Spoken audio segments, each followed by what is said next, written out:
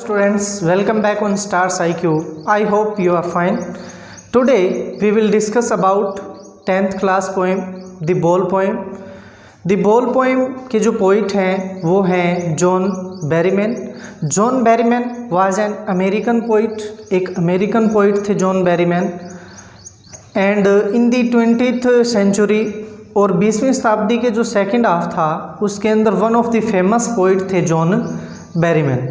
और John Berryman जब छोटे थे तब उनके पिता की डेथ हो गई थी और इसी लॉस से रिलेटेड ये जो पोइम है जिसको हम पढ़ेंगे ये कहीं ना कहीं रिलेट करती है इसी टाइप के एक लॉस से.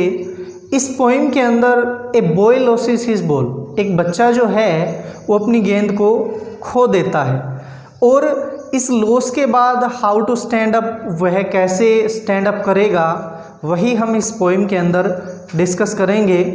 सो स्टार्ट करते हैं फर्स्ट स्टेंजा से. जो भी हम स्टेंजा पढ़ेंगे उसकी लाइन बाय लाइन एक्सप्लेनेशन हम करेंगे और वीडियो के लास्ट में आपको कुछ इम्पोर्टेंट क्वेश्चंस भी मिलेंगे.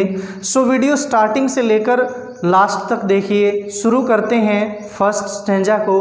हमारा जो फर्स्ट स्टेंजा है वो है what is the boy now who has lost his ball, what is he to do, I saw it go merrily bouncing down the street and then merrily over there it is in the water. So हमारा जो first stanza है उसकी explanation को देखते हैं. What is the boy now? अब लड़का क्या करेगा? Who has lost his ball, जिसने अपनी गेंद को खो दिया है. What, क्या, what he is to do, उसे क्या करना होगा. ऐसा मैंने देखा था, इट किसको, बॉल को, गो जाते हुए, मैरिली बाउंसिंग खुशी से उछलते हुए, डाउन द स्ट्रीट गली के अंदर, एंड देन मैरिली ओवर और फिर ऊपर उछलते हुए, गली के अंदर उछलते हुए और ऊपर, देयर वहाँ, it is in the water अब ये कहाँ पर है, पानी में है. जो इट जो प्रोनाउन यूज़ किया गया है वो बॉल के लिए किया गया है कि एक जो लड़का है वो अब क्या करेगा जिसने अपनी बॉल को खो दिया है और उसकी जो बॉल है वो पानी के अंदर चली गई है और पोइट ने उस बॉल को खुशी से गली में ऊपर नीचे उछलते हुए देखा था. सो इस स्टेंजा से हम आइडिया लगा सकते हैं जो पोइट है वो कहीं ना कहीं नज़दीक है इस लड़के के और जो लड़का कर रहा है उन सारी हैपनिंग्स को नोटिस कर रहे हैं पोइट. इस बात का हमें फर्स्ट स्टेंजा में पता चल चुका है. तो चलिए देखते हैं सेकंड स्टेंजा को. सेकंड स्टेंजा है no use to say O there are other balls, an ultimate shaking grief fixes the boy as he stand rigid trembling staring down all his young days into the harbor where his ball went. तो देखते हैं line by line explanation. No use to say, कोई फ़ायदा नहीं है to से कहने का, किसको, उस लड़के को. ओ देर आर अदर बॉल्स, कि यहाँ पर दूसरी गेंदें भी हैं. अगर कोई उस लड़के से कहे या पोइट खुद कहते हैं अगर मैं उस लड़के से कहूँ कि यहाँ पर बहुत सारी और भी गेंदें हैं तो ये बात कहने का लड़के से कोई भी फ़ायदा नहीं है. एन अल्टीमेट, अल्टीमेट मीन्स अंतिम, लास्ट, और शेकिंग हिला देने वाला, ग्रीफ मीन्स होता है दुख. एक अंतिम हिला देने वाला दुख, फिक्सेस द बॉय लड़के को स्थिर कर देता है, लड़का हिलता नहीं है. एज जैसा कि, ही स्टैंड वह खड़ा है, रिज्ड, रिज्ड मीन्स होता है कठोर भी और स्थिर भी, ट्रेम्बलिंग कांप रहा है, स्टेयरिंग डाउन और नीचे की तरफ देख रहा है. क्यों देख रहा है?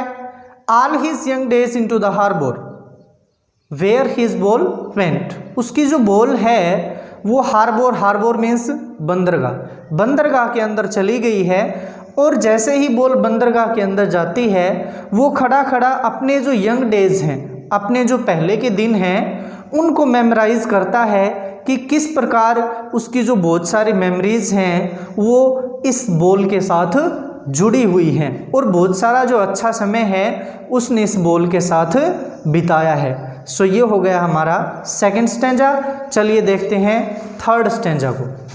I would not intrude on him. A dime, another ball is worthless. Now he senses first responsibility in a world of possessions. I would not intrude on him. Intrude means होता है interfere करना. I would not intrude on him. मैं अब उस बच्चे के जो चिंतन है, रूमिनेशंस है, जो कुछ भी बच्चा सोच रहा है उसमें अब दखलंदाजी नहीं करूँगा। पोइट ऐसा कहते हैं कि वो लड़का बॉल के गुम होने से जो कुछ भी सोच रहा है, मैं उसकी रूमिनेशंस में, उसके चिंतन में, उसके विचारों में किसी भी प्रकार की कोई दखलंदाजी नहीं करूँगा। ए डाइम, डाइम मीन्स होता है पैसा, ये 1/10 पार्ट ऑफ ए डॉलर होता है डाइम। और अनदर बॉल, और कोई दूसरी गेंद, इज़ वर्थलेस, वर्थलेस मीन्स होता है बेकार, यूजलेस। अब अगर मैं उस लड़के को पैसे दूं या फिर कोई दूसरी गेंद दूं, ये दोनों जो चीज़ें हैं उस लड़के के लिए क्या हैं, वर्थलेस हैं, मीन्स इनकी कोई वैल्यू उस लड़के के लिए नहीं है। ऐसा क्यों होता है? Because most of the time when we lost something very dear, जब कोई भी पसंदीदा चीज़ हमारी खो जाती है तो हम क्या करते हैं, हमारी जो चीज़ है उसको बहुत ज़्यादा मेमोराइज करते हैं। इसका रीज़न क्या होता है? क्योंकि वो हमें बहुत ज़्यादा प्रिय होती है।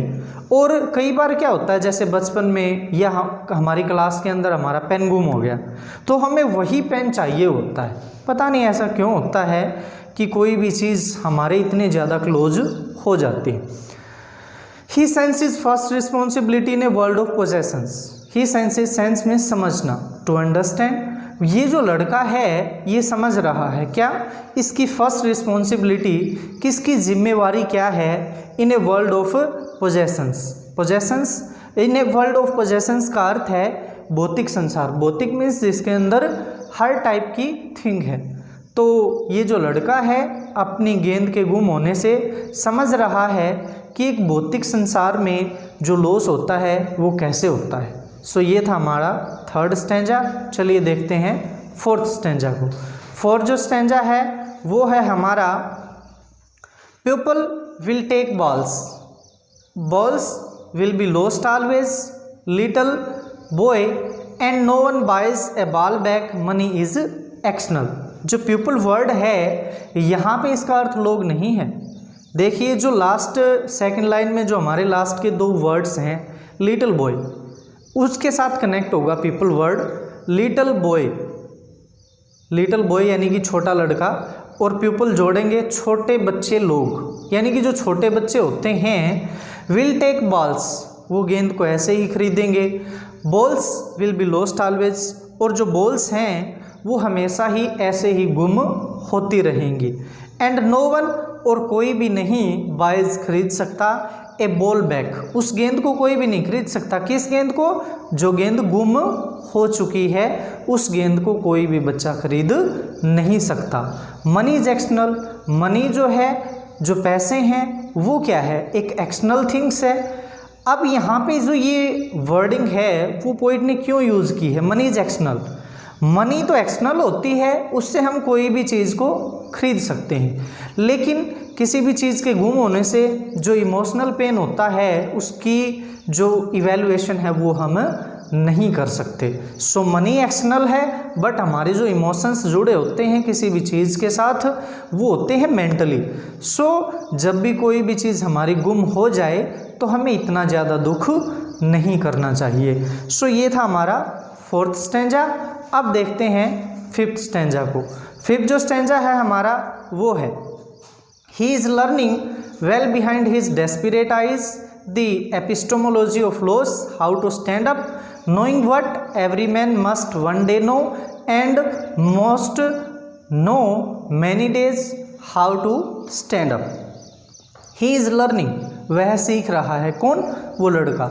वो लड़का सीख रहा है क्या? The epistemology of loss, उसे हानि का जो सत्य ज्ञान है उसका अध्ययन वो लड़का कर रहा है। Well behind his desperate eyes, desperate means निराश। उसकी जो निराश आँखें हैं, आँखें तो निराश हैं, लेकिन वो सीख रहा है कि जो हमारी कोई भी चीज़ अगर गुम हो जाती है तो उससे हम हाउ टू स्टैंड अप, की कैसे स्टैंड अप हों, कैसे हम उस चीज़ को भूलें और हमारी लाइफ को मूव ऑन करें। ये जो चीज़ें हैं वो लड़का सीख रहा है। Knowing what every man must one day, वही चीज़ जिसको हर व्यक्ति अवश्य जानेगा।